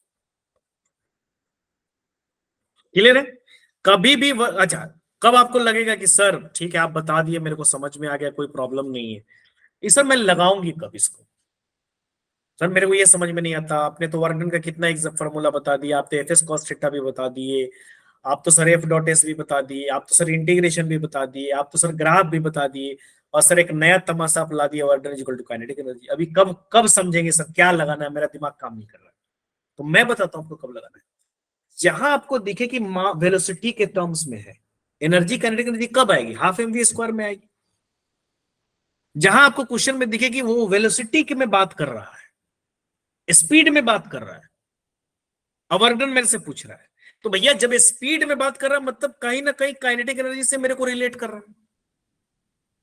देखिए वर्डन का बात सही है, बहुत फॉर्मूला है, मैं भी कर रहा हूं बहुत फॉर्मूला, लेकिन कब क्या चीज लगाना है। अब पता चला कि ये क्वेश्चन यहां पर दिया हुआ है, अब यहां पर बंदा work change in kinetic energy निकाल रहा है,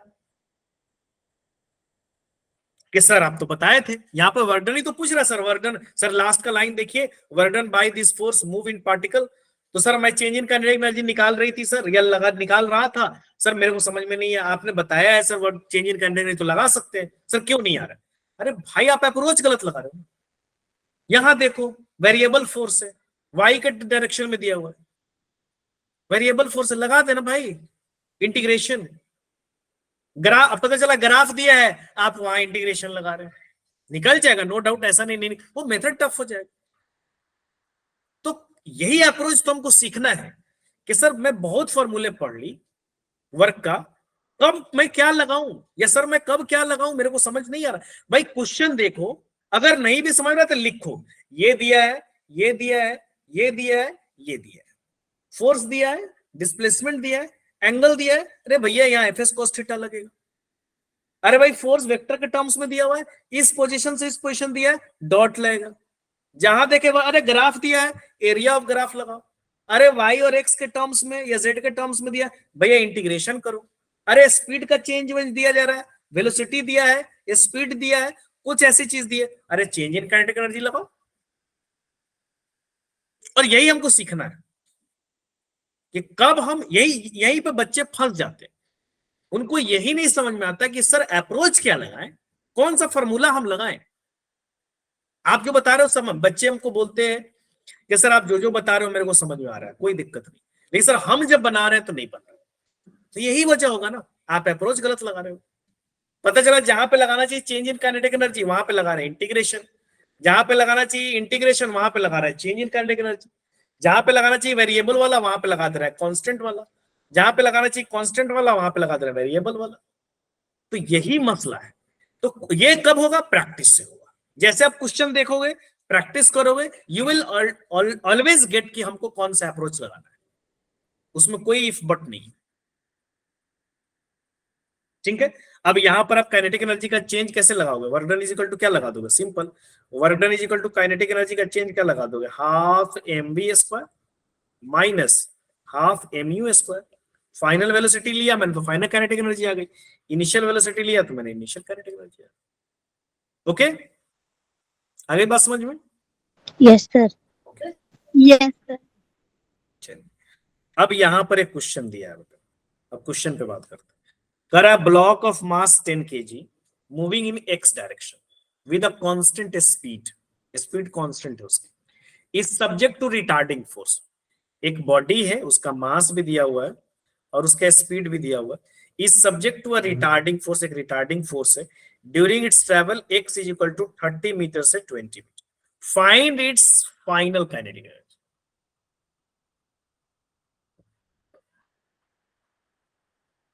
अब यहाँ पे तो चेंज इन काइनेटिक एनर्जी निकालना पड़ेगा, निकालना पड़ेगा नहीं निकालना पड़ेगा? अच्छा, इसकी इनिशियल काइनेटिक एनर्जी बॉडी की कितनी होगी, कोई बता सकता है? सर 0। फिर से देखिए, पक्की बात है 0 ही होगा। क्वेश्चन पढ़िए, a body of mass 10 kg, ऐसा नहीं बोला, रेस्ट नहीं बोला बेटा। अगर क्वेश्चन में रेस्ट कहा होता देन आप 0 कर सकते थे, क्वेश्चन में रेस्ट वर्ड नहीं, क्वेश्चन ने कहीं ऐसा नहीं कहा है कि बॉडी जो है रेस्ट करे। कह रहा block of mass 10 kg moving in x direction with constant speed, वो कांस्टेंट स्पीड से मूव कर रही है, देन मैंने रिटार्डिंग फोर्स लगाया उस पर, यानी रोकने वाली फोर्स लगाई। कब से कब तक? x इज इक्वल टू 20 से लेकर 30 मीटर तक। तब वो मेरे से फाइनल काइनेटिक एनर्जी पूछ रहा है कि 20 से 30 गया तो 30 पर जब वो पहुंचा तो फाइनल काइनेटिक एनर्जी क्या आ जाएगी। तो मेरे को इतना तो पता चल गया कि अगर मैं ऐसे लगा दूं work done is equal to change in kinetic energy, तो मेरे को फाइनल आ जाएगा। यहां पर मेरे को इनिशियल काइनेटिक एनर्जी दी हुई है, और इनिशियल काइनेटिक इनिशियली बॉडी कितने से मूव कर रहा है? 10 मीटर पर सेकंड से। हाँ, अब समझ में आ गया आप लोग। तो ये कितना हो जाएगा बेटा बताइए? ये कट कर दीजिए 5, तो कितना हो जाएगा? 500। 5 into 100 is equal to 500 joule, यानी इनिशियल काइनेटिक एनर्जी मेरे को आ गई। तो मेरे को वर्क डन अगर आ जाएगा, क्योंकि यहां पर आप क्या करोगे, kinetic energy final minus kinetic energy initial.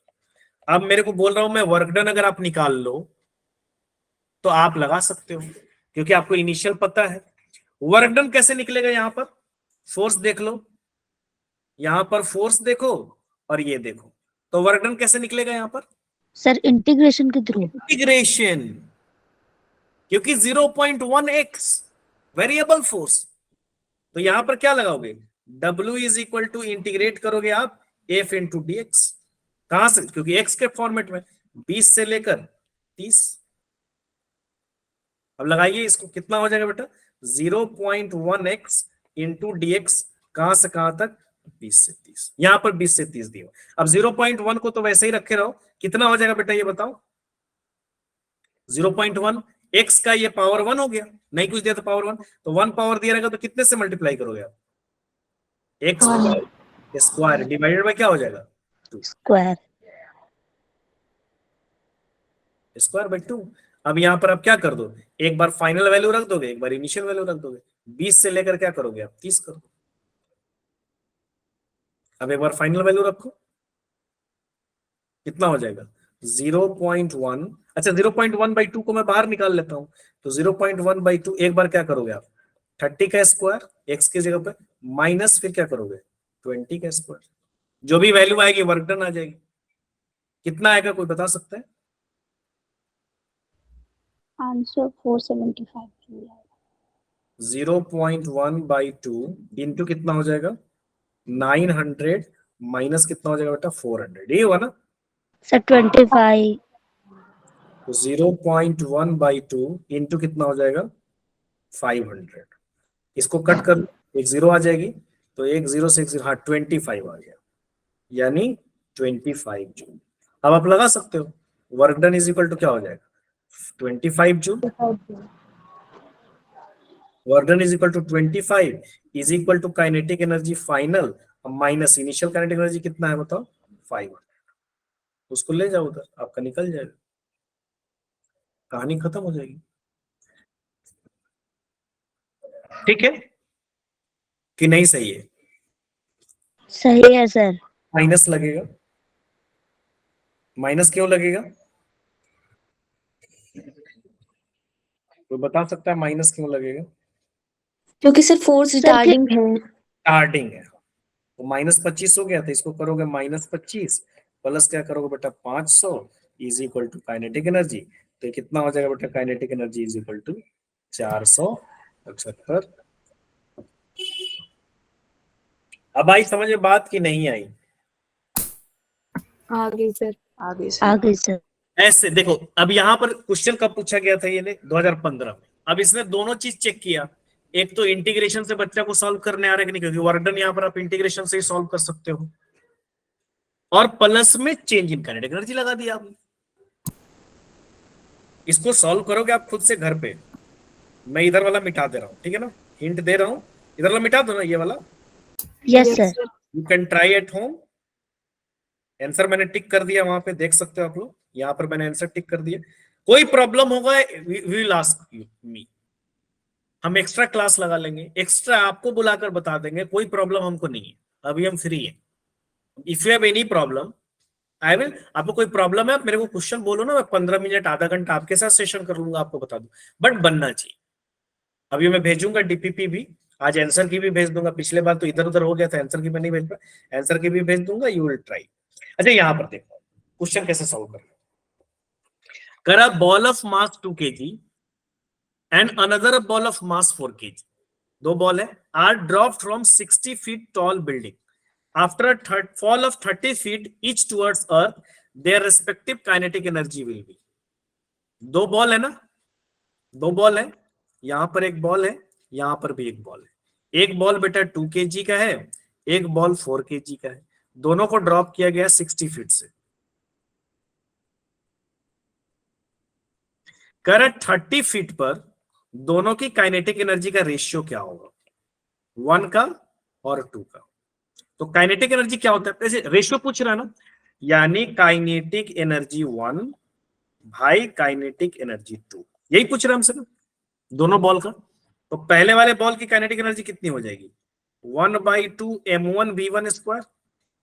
Clear है कि नहीं है? Yes sir. दूसरे वाले बॉल की कितनी हो जाएगी? 1/2 half m2 m2। u2 square. अब मेरे को आपको m1 तो पता है, m1 पता है कि नहीं पता है? 1/2 इंटू 2 है, देखिए 2 kg है ना m1, इंटू v1 का स्क्वायर, आपको v1 नहीं पता है, बाई 1/2 m2 कितना बेटा 4 kg, इंटू क्या हो जाएगा v2 का स्क्वायर। तो यहां पर देख लीजिए 1/2 से 1/2 कट गया, और ये 2 से कितना कट गया, 2 कट गया, लेकिन आपको v1 v2 नहीं पता है। लेकिन v1 v2 मैं निकाल सकता हूं, कैसे निकाल सकता हूं मैं आपको बता रहा हूं। देखिए थोड़ा बहुत क्वेश्चन कंपटीशन का रहता है तो थोड़ा मिक्स रहता है। आपको, आप एक बात याद करो, सिंपल सा बात याद करो, कंसेप्ट में सारे लेके आऊं ताकि कंसेप्ट आपका समझ में आ जाए। अगर आप एक बॉल है मान लो बेटा यहाँ पर, और इस बॉल को आप किसी हाइट से ड्रॉप कर रहे हो, मान लो h हाइट से ड्रॉप कर रहे हो, तो यहां पर वेलोसिटी कितनी होती है? 0 नहीं नहीं नहीं, टकराने टाइम बेटा, टकराने टाइम, टकराने के बाद नहीं करो, टकराने के टाइम, कोलाइड कोलिजन के टाइम में, टकराने के टाइम में उसकी वेलोसिटी कितनी होती है? √2gh। हाँ मीनाक्षी सही बोल रही है बेटा, √2gh। कोई भी, इसको सिंपल समझ लो, मैं यहाँ पर बता दूं, कोई भी बॉडी बेटा, कोई भी बॉडी, कोई भी बॉडी अगर है, कोई भी बॉडी है, अगर वो गिर रही है तो उसकी वेलोसिटी हो जाएगी √2gh। इसलिए जैसे जैसे हाइट आती जाती है वेलोसिटी क्या होती जाती है, बढ़ती जाती है। कोई भी बॉडी का बेटा सिंपल सा आप अप्लाई करो। तो यहां पर जब मैं अप्लाई करूंगा, अच्छा दोनों कितने फीट पर आ चुका है? 30 30 तो दोनों 30 फीट पे हो, तो यहां पर भी आप अप्लाई करोगे क्या, v1 is equal to √2gh, यहां पर भी अप्लाई करोगे v2 is equal to √2gh। हाँ, दोनों अलग अलग हाइट से गिरा होता है, या एक 20 फीट पे होता है, एक 30 फीट पे होता है, दोनों कितने कितने फीट पर है बताओ? 30 तो दोनों की वेलोसिटी अलग अलग हो सकती है क्या? No sir. एक सेम है ना, जी भी सेम है, इसका मतलब कि जितना v1 है उतना ही क्या है आपका v2 है। हाँ, ये क्वेश्चन में कहता कि एक 30 पर आ चुका है, एक 40 पे आ चुका है, तब रेशियो निकालो, तब आपको निकालना होता। तब v1 कैसे निकालते, √2g इंटू 30, अब v2 कैसे निकालते, √2g इंटू 40, क्योंकि हाइट अलग अलग है, लेकिन यहां दोनों की हाइट सेम है। कि यहां देखो, आफ्टर अ बॉल ऑफ 30, देखो 60 फीट से गिराया गया है, after a fall of 30 feet etch, दोनों 30 फीट पे आ चुके हैं। तो जब दोनों 30 फीट पे आ चुके हैं तो v1 v2 बराबर होगा। अब v1 v2 बराबर होगा तो ये दोनों कट जाएंगे बेटा। सर 1:2 आ रहा है आंसर। क्या बच गया मेरा, 1/2, तो क्या आ गया,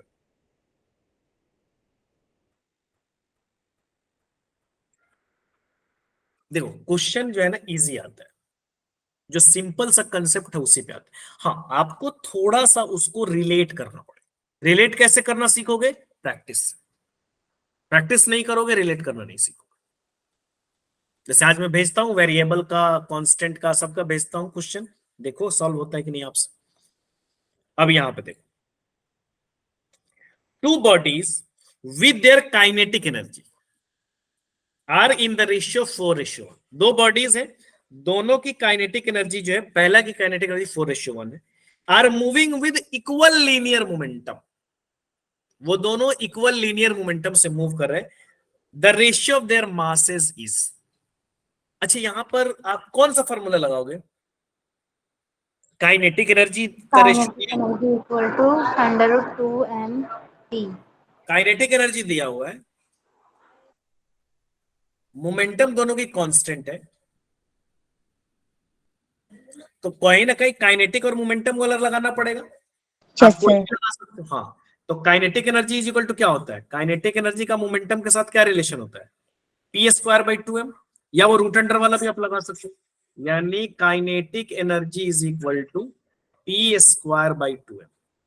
तो सिंपली आप क्या करोगे, काइनेटिक एनर्जी 1 बाई क्या करोगे, काइनेटिक एनर्जी 2।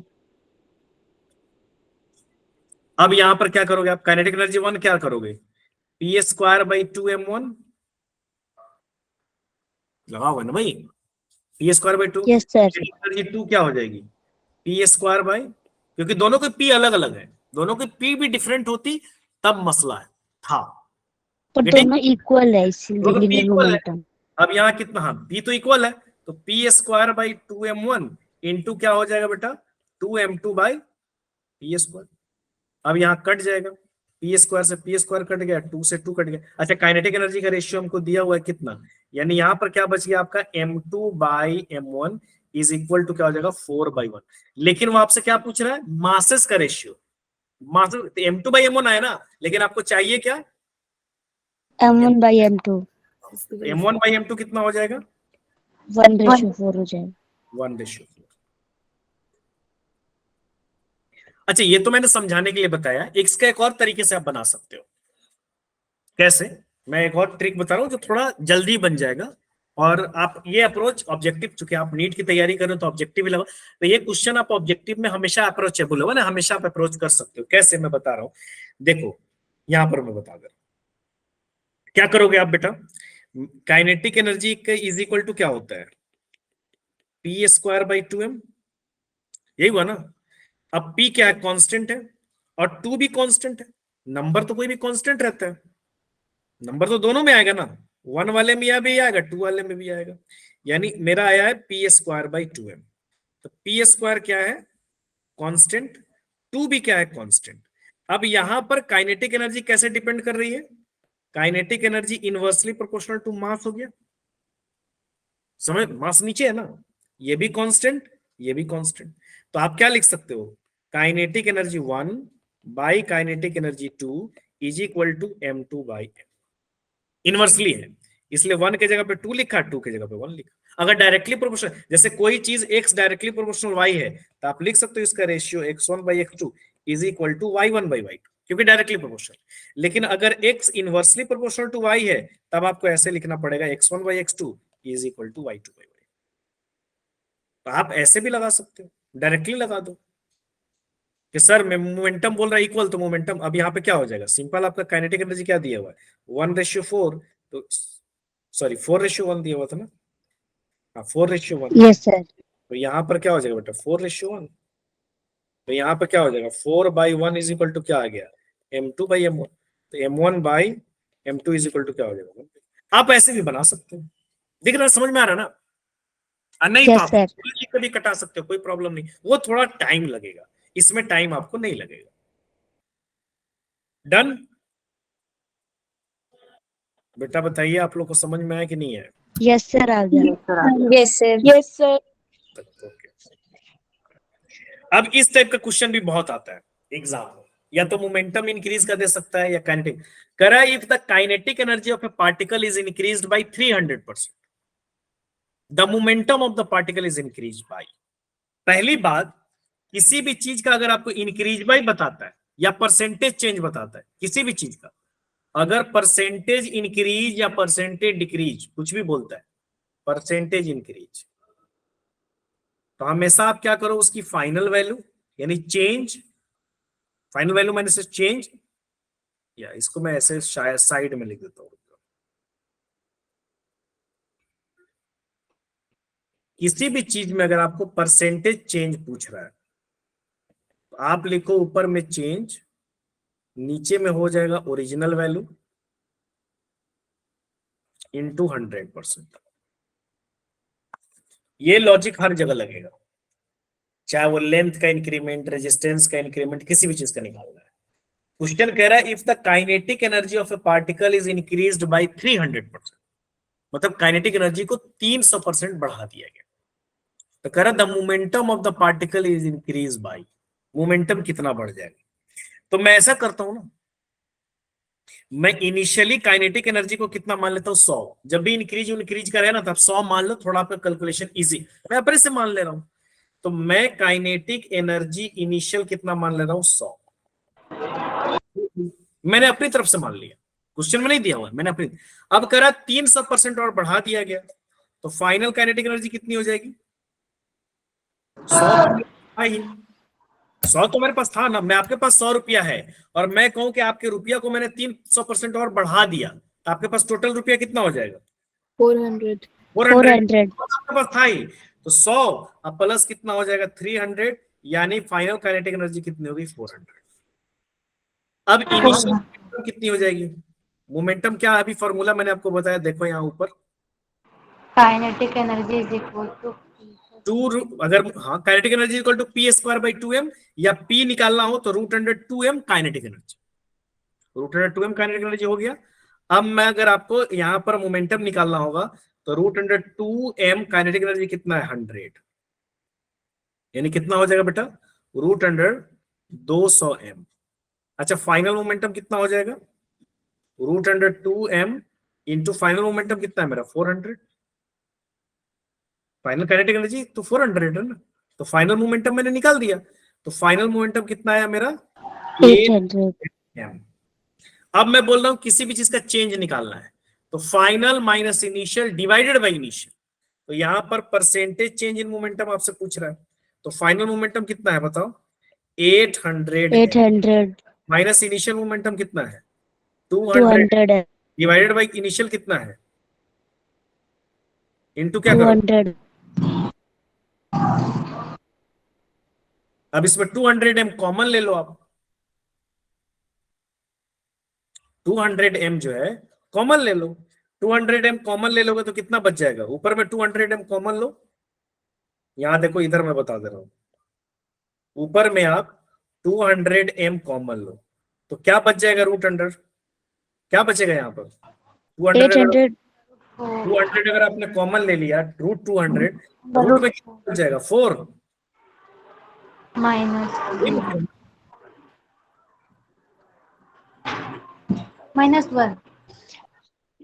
-1 बाई क्या हो जाएगा अंडर और बचा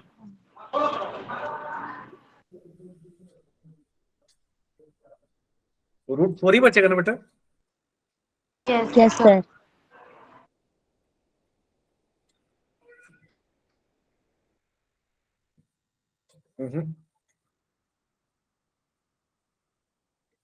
ठीक है ठीक है ठीक है, डिवाइड बाई कितना हो जाएगा, अब आप कट कर दो, 1 आ रहा है आंसर। सर रूट से रूट नहीं कट जाएगा कटा दिया ना, 2 - 1 = 1। सर ऊपर जब 200 √200 से मल्टीप्लाई कर रहे थे कहां से मल्टीप्लाई मैंने किया है सर जब आपने √200 कॉमन लिया था हम्म, तो ऊपर जो मतलब वहां पे √800 है उसमें से सिर्फ 4 नहीं बचेगा तो √4 बचेगा ना, 4 थोड़ी बचेगा, यहां देखो इसको ऐसे लिख सकते हो ना 800m है ना, तो इसको ऐसे नहीं लिख सकते हो, तो ये रूट ही में ना बचा, ओके सर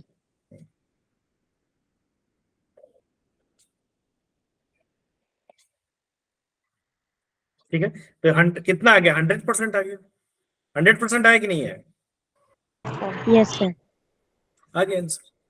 यही क्वेश्चन एक और हो सकता है जैसे आपका शायद कल टेस्ट में भी था, if momentum is increase bye, याद है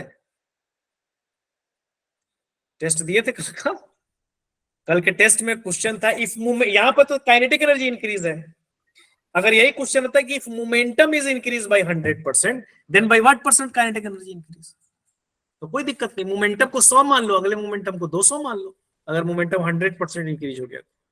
सर दिया था बस बहुत गंदे नंबर आए थे अच्छा तो इसको भी ट्राई कीजिएगा, ये वाला मैं मिटा दे रहा हूं, ठीक है ना, इधर वाला,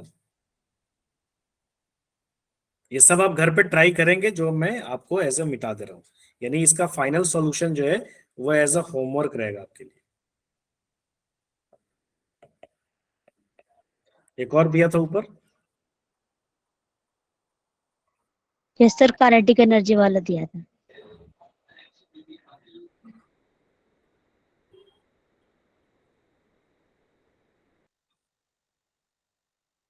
एक और कोई दिया था ना बेटा ऊपर,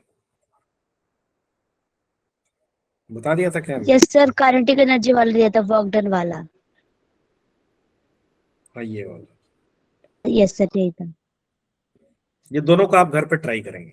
अब आ जाइए बेटा ग्रेविटेशनल पोटेंशियल एनर्जी, आपको पता है potential energy gravitational potential energy is equal to क्या होता है, यानी पोटेंशियल एनर्जी, अच्छा potential energy due to virtue of its position या हाइट, ग्रेविटेशनल पोटेंशियल क्या एक्चुअली क्या है ना कि पोटेंशियल एनर्जी क्यों डेवलप होती है, क्योंकि आप किसी भी चीज को लिफ्ट करते हो या उठाते हो तो आप क्या करते हो ग्रेविटी के अगेंस्ट काम करते हो, तो ग्रेविटी के अगेंस्ट जब काम करते हो तो उस चीज को लिफ्ट करते हो, तो लिफ्ट करने का मतलब उस चीज को उठा रहे हो, तो जब उस चीज को उठाओगे तो वर्क करोगे, और किसी भी सिस्टम पर आप वर्क करोगे तो उतना एनर्जी आप स्टोर करोगे। अगर किसी भी सिस्टम पर आप वर्क करोगे तो जितना वर्क आपने किया उतना एनर्जी उसमें क्या हो जाएगी, स्टोर हो जाएगी। ये सिंपल सी बात है। अब यहां पर जैसे आप करोगे तो मान लो जैसे कि एम मास का कोई बॉडी है यहाँ पे, अब इस एम मास के बॉडी को आपने लिफ्ट किया और क्या हो जाएगा, यहां से यहां ले गए, तो आप मान लो कि उसको एच हाइट तक उठा के ले गए, तो आप फोर्स तो लगाओगे ना, ग्रेविटी के अगेंस्ट फोर्स तो करोगे, तो work done is equal to कितना हो जाएगा। अच्छा, यहां पर फोर्स लगाने के लिए आपको कितना फोर्स लगाना पड़ेगा, किसी भी चीज को उठाने के लिए कितना फोर्स लगाना पड़ेगा आपको, mg, क्योंकि अर्थ जितना से खींच रही है, अर्थ किसी चीज, जैसे ये मोबाइल है, अब इसको अर्थ खींच रही है, अर्थ कितने से खींच रही है, mg से, जितने से अर्थ खींच रही है उतना से मेरे को वहां पर भी खींचना पड़े, तो क्या हो जाएगा mg इनटू डिस्प्लेसमेंट कितना है h, तो w इज इक्वल टू क्या हो जाएगा mgh। और यही वर्क डन जो है इस बॉडी में एज अ एनर्जी स्टोर्ड हो जाती है, यानी ग्रेविटेशनल पोटेंशियल एनर्जी किसके वजह से, energy due to height, position या हाइट, हाँ,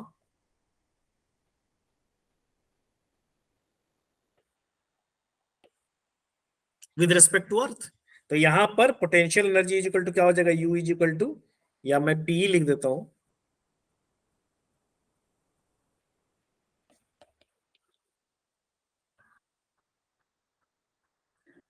ठीक है। अब आ जाइए बेटा potential energy of A spring.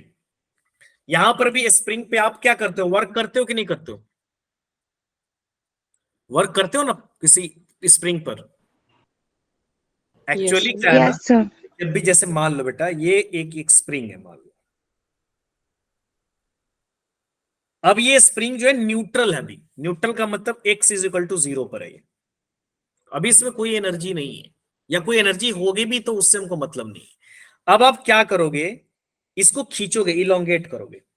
अगर आप इस स्प्रिंग को इलोंगेट कर दिए, मान लीजिए कुछ दूरी तक लेके चले गए, यानी पहले वाले पोजीशन से आपने क्या कर दिया, उसको एक्स डिस्टेंस इलोंगेट कर दिया, या आप कंप्रेस भी करोगे तो भी वर्क कर रहे हो। अगर किसी, क्यों वर्क कर रहे हो, क्योंकि आपको पता है, आप 11th क्लास से पढ़े होंगे शायद, कि अगर किसी स्प्रिंग को आप खींचते हो तो आप इस पर क्या लगा रहे हो, फोर्स एक्सटर्नल लगा रहे हो। क्यों लगा रहे हो, क्योंकि इस स्प्रिंग में एक फोर्स डेवलप हो रहा है जिसको हम बोलते हैं रीस्टोरिंग फोर्स। पता है कि नहीं पता है, पता है सर, यस सर, जो उस स्प्रिंग को वापस उसी पोजीशन पर लेकर आता है। हाँ, अगर आप इस स्प्रिंग को कंप्रेस कर देते हो, मान लो जैसे ये आपने क्या कर दिया, एक्स डिस्टेंस आपने यहां पर कंप्रेस कर दिया इसको, पहले वाला केस में आपने इलोंगेट किया, यानी ये हो गया आपका इलोंगेशन का केस, और ये आपने एक्स डिस्टेंस उसको क्या कर दिया, कंप्रेस कर दिया। अब एक्स डिस्टेंस जब आपने कंप्रेस किया है तब आपकी फोर्स किधर है, इधर है, एक्सटर्नल फोर्स, तब रीस्टोरिंग स्प्रिंग में किधर डेवलप हो जाएगा, यानी अगेंस्ट उसके, आपके अगेंस्ट रीस्टोरिंग फोर्स डेवलप होगा। इसीलिए रीस्टोरिंग फोर्स जो है that is F R directly proportional to x, है ना। जितना आप खींचोगे या जितना आप दबाओगे उतना ही रीस्टोरिंग फोर्स डेवलप होगा। आप जितने ज्यादा स्प्रिंग को खींचते जाओगे, इस आपको उतना ही ज्यादा फोर्स लगाना पड़ेगा, और उतना ही ज्यादा आपको फोर्स लगाना पड़ेगा, तो स्प्रिंग में रीस्टोरिंग भी उतना ही ज्यादा डेवलप होता रहेगा। कांस्टेंट हटाओगे तो आपको क्या डालना पड़ेगा, एक कांस्टेंट डालना पड़ेगा, तो F R is equal to क्या हो जाएगा बेटा, माइनस। माइनस क्यों लगाया हूं, क्योंकि अगेंस्ट अपोजिट डायरेक्शन, जहां पर के क्या है, स्प्रिंग कांस्टेंट, स्प्रिंग कांस्टेंट, इसको स्प्रिंग कांस्टेंट भी बोलते हैं बेटा, या आप उसको फोर्स कांस्टेंट भी बोल सकते हैं। और ये हमारा क्या है, इधर लिख देते हैं,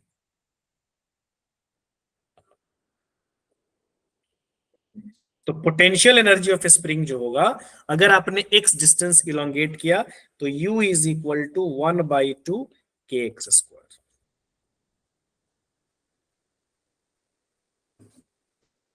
क्लियर है, यस सर। यस सर, यहां पर x क्या है, इलोंगेशन भी हो सकता है इलोंगेशन और कंप्रेशन, या कंप्रेशन भी हो सकता है। अच्छा, एक और बात नोट में लिख देता हूं, के जो है वो इनवर्सली प्रोपोर्शनल टू लेंथ है। स्प्रिंग के लेंथ के क्या है, इनवर्सली प्रोपोर्शनल। यानी अगर स्प्रिंग की लेंथ बढ़ेगी तो के की वैल्यू क्या होगी, घटेगी। घटेगी, है ना। और स्प्रिंग का लेंथ घटेगा तो के की वैल्यू क्या होगी, बढ़ेगी। बढ़ेगी। इस पर आगे फिर हम लोग बात करेंगे। एक क्वेश्चन भी यहाँ पर दिया हुआ है, देख लीजिए। करा when a long spring is stretched by 2 centimetre, अगर एक लॉन्ग स्प्रिंग को आपने स्ट्रेच किया 2 सेंटीमीटर तक, तब उसकी एनर्जी कितनी है, यू। तो पहला वाला कंडीशन क्या हो जाएगा, यू। तो यू इज इक्वल टू क्या हो जाएगा, 1/2 के इंटू 2 का स्क्वायर। Yes sir. सुनना रही कि नहीं यार। तो इज इक्वल टू क्या हो जाएगा, 1/2 के इंटू 4, ये कट जाएगा 2 से, तो तो यू 2 इज के आ जाएगा। 2K. You is equal to क्या हो जाएगा बेटा, 2 के के। के इंटू 2। तो के इज इक्वल टू क्या हो जाएगा, u/2। U/2। ये के इज इक्वल टू आ गया। अब कह रहा है कि अगर मैं उसी स्प्रिंग को 10 सेंटीमीटर खींचू तब एनर्जी कितनी होगी। तो 10 सेंटीमीटर खींचोगे तो के की वैल्यू कितनी हो जाएगी बेटा, बताओ। तब u इज इक्वल टू कितनी हो जाएगी, u2 ले लेता हूं मैं ना। अब तो u नहीं लूंगा क्योंकि u इज इक्वल टू तो पहले दिया हुआ है। अब मैं u2 ले रहा हूं, तो u2 इज इक्वल टू क्या हो जाएगा, 1/2 के इंटू 10 का स्क्वायर। चूंकि ऊपर भी सेंटीमीटर है नीचे भी सेंटीमीटर, इसलिए मैंने चेंज नहीं किया है।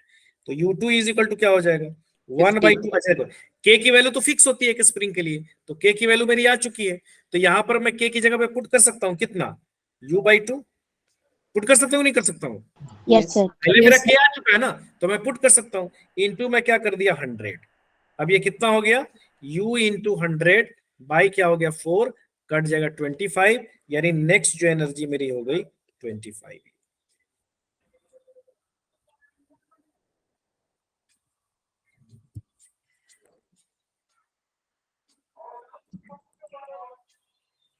ठीक है, यहां तक कोई डाउट किसी को भी, No, sir. No sir. या किसी कंसेप्ट में किसी को कोई डाउट है तो बताइए। हाँ बोलिए बेटा, किसी भी आदमी को कोई प्रॉब्लम है, यू कैन आस्क मी।